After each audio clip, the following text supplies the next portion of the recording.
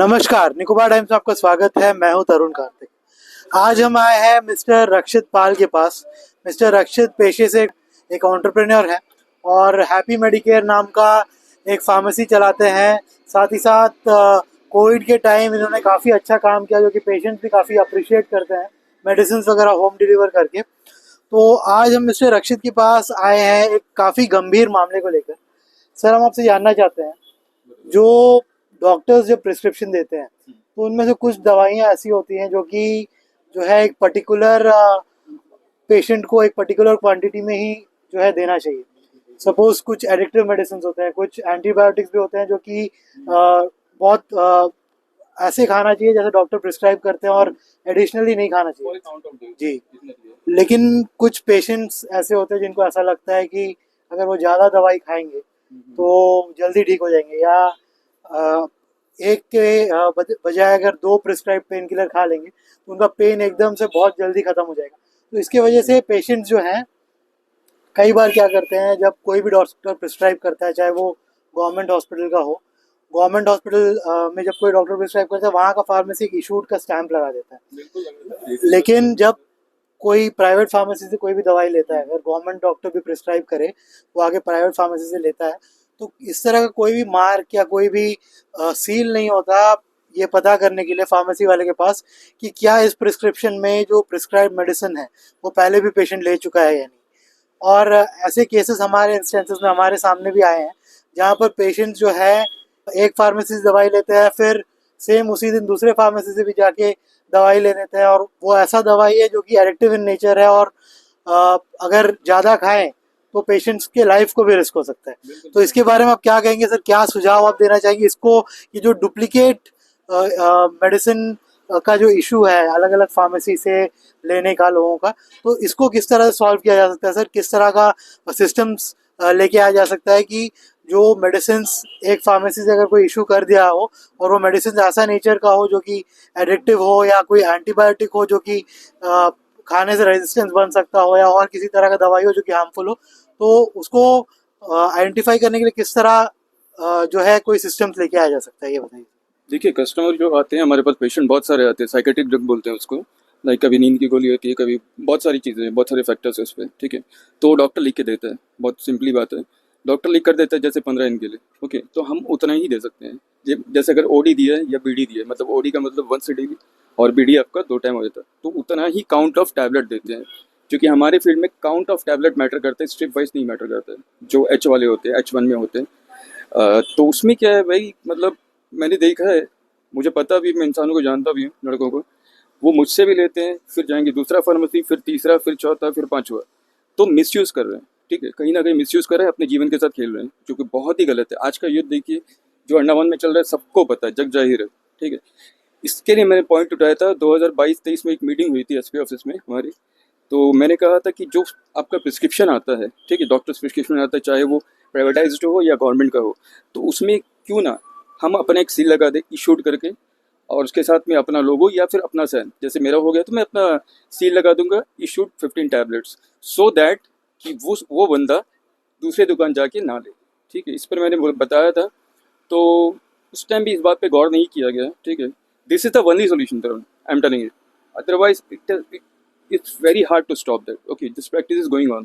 तो उसमें हमें क्या करना है कि अगर हम इशूड का सील लगा दे तो काम खत्म, बात ही खत्म, फिर नेक्स्ट रिव्यू पे इसको जाना पड़ेगा, ठीक है।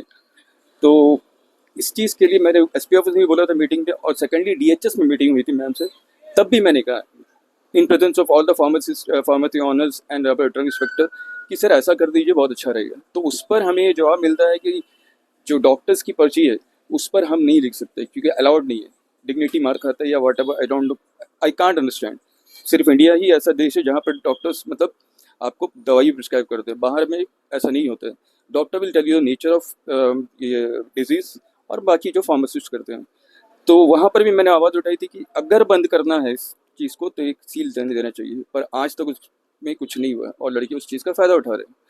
तो इसे स्टॉप करने का एक ही है, अगर हम सील लगा देते हैं, अगर डॉक्टर्स अलाउ करते हैं, तो इस बात के लिए मैं चाहता हूँ कि आप बात करिए डॉक्टर से, या अपने कम्युनिटी सब जैसा भी करते हो वो करिए, और ये चीज़ को लागू करवाइए। सर आपसे और एक क्वेश्चन है, क्योंकि जीवन जब भी मेडिसिन इशू करता है और उनके फार्मेसी काउंटर से जब कोई मेडिसिन लेने जाता है तो वो लोग सील लगा देते हैं इशूड का, तो ये प्राइवेट फार्मेसीज क्यों नहीं कर सकते? इसमें क्या कोई लॉ है या कोई लीगल एस्पेक्ट है इसका, जो आप जानते हैं? नहीं सर, मेरे ख्याल से कोई लॉ तो नहीं है इस तरह, ठीक है। तो जब गवर्नमेंट में लगाते हैं तो हमें भी देना चाहिए, तो गवर्नमेंट में लगा देते हैं बराबर साइन के साथ, डेट के साथ में, तो वो भी तो डॉक्टर की पर्ची हुई ना। तो हमारा कम्युनिटी भी फार्मासिस्ट है, we are privatise, that's it, that is the only difference. तो हमें क्यों नहीं दे रहे हैं ये चीज़? करने दीजिए, बहुत चीज़ संभल जाएगी, बहुत सारी चीज़ें। आज का यूथ कम्प्लीटली उस जगह पे जा रहा है, ठीक है। सर ये देखा गया है, हमारा जो नारकोटिक्स का विभाग है, जो पुलिस का विभाग है, उन्होंने भी कई बार जो H1 क्लास का ड्रग्स है वो कई बार सील किया है। जो टैबलेट्स जिनसे नशा करते हैं यूथ, वो कई बार सील किया, यहाँ तक कि एयरपोर्ट में भी सीज किया गया उसको। तो ये तो जग जाहिर है कि मिसयूज तो हो रहा है मेडिसिन का, तो इसको रोकना और यूथ में अवेयरनेस फैलाने के लिए आप लोगों के तरफ से मतलब क्या सजेशन रहेगा? क्योंकि यूथ भी एक तरीके से ले इसीलिए रहा है क्योंकि वो गलत रास्ते में इस तरह से जा रहा है, तो अवेयरनेस किस तरह से फैलाया जा सकता है इस चीज़ में, और उसमें फार्मेसी जो चलाते हैं, जो प्राइवेट फार्मासिस्ट हैं, वो क्या रोल निभा सकते हैं? इसमें सर कर सकते हैं हम लोग, मतलब प्राइवेट फार्मेसी वाले एक ही चीज़ कर सकते हैं जो सील का पहला फैक्टर है। सेकेंडली, हमें अगर लगता है वो बंदा को प्रोफाइल को चेक करिए, ठीक है, प्रोफाइल पढ़ना होता है। मुझे 6 साल हो गए इस फील्ड में, मैं बता सकता हूँ बंदा नशा के लिए ले रहा है, किसके लिए। तो मतलब थोड़ा सा फ़ायदा के लिए ना मत करिए, सिंपल सा बात है, मत करिए ये, ठीक है। वो लेता है, वो अपना लाइफ रैप्चर कर रहा है, पर हमारे हाथों से नहीं होना चाहिए। इसके लिए सबसे पहले हमें यही करना होगा, जो सील का मैं बोल रहा हूँ यही करना चाहिए, और जागरूक करना चाहिए जो है, मतलब अदर सोर्सेज से, मतलब बहुत सारे संगठन है, उनको करना चाहिए, डॉक्टर से बात करना चाहिए, हम लोगों से बात करना चाहिए, मीटिंग होना चाहिए, ताकि इस चीज़ को हम जड़ से हटा सकें। और एक बात थी, बहुत सारे लोग एक प्रवृत्ति और लेकर आए हैं, वो जाते हैं मेडिकल में, प्रिस्क्रिप्शन ले लेते हैं, आधार कार्ड दिखाते हैं अपना और खुद लिख के लाते हैं, ठीक है। जैसे कि उस बंदे को क्या हुआ समझ नहीं आता, ऊपर उसको बुखार का दवाई है, देन एंटीबायोटिक, देन शुगर का, देन प्रेशर, नीचे में एक H1 लिख देते हैं। मैं ड्रग का नाम नहीं लूँगा, जो भी है, तो वो लिख देते हैं। तो उस प्रिस्क्रिप्शन को पढ़िए पहले, समझिए, तो उससे नेचर ऑफ पर्सन पता चल जाएगा वो किस लिए ले रहा है करके। तो ये सब चीज़ स्टॉप होना चाहिए। तो जीवन में भी ये कंपलसरी किया गया है कि डॉक्टर्स अपना जो है सील जो है लगाएं, तो क्या बिना सील का भी यहाँ पे प्रिस्क्रिप्शन आता है जीवन से? मैं एक्सेप्ट नहीं करता हूँ, आता है पर मैं एक्सेप्ट नहीं करता हूँ। तो आपका कहना है कि लोग जो है अपने आप जाके जीवन से सिर्फ वो प्रिस्क्रिप्शन का पर्ची कटा लेते हैं और खुद से मेडिसिन प्रिस्क्राइब करके लेके आ जाते हैं? बहुत सारे केसेस मैंने देखे हैं। तो ये सब इश्यूज हैं जो प्राइवेट फार्मासिस्ट भी फेस कर रहे हैं, क्योंकि जैसे मिस्टर रक्षित ने बताया कि इनको वो पावर नहीं दिया गया है कि वो इशूड का स्टैंप लगा दे और लिख दे कि कितना क्वांटिटी इन्होंने जो है दिया है, जो पेशेंट आया है प्रिस्क्रिप्शन लेके उसको। इसके वजह से डुप्लीकेट जो मेडिसिन जो है वो इशू हो रहा है, एक प्राइवेट फार्मेसी में आते हैं फिर दूसरे प्राइवेट फार्मेसी में जाते हैं।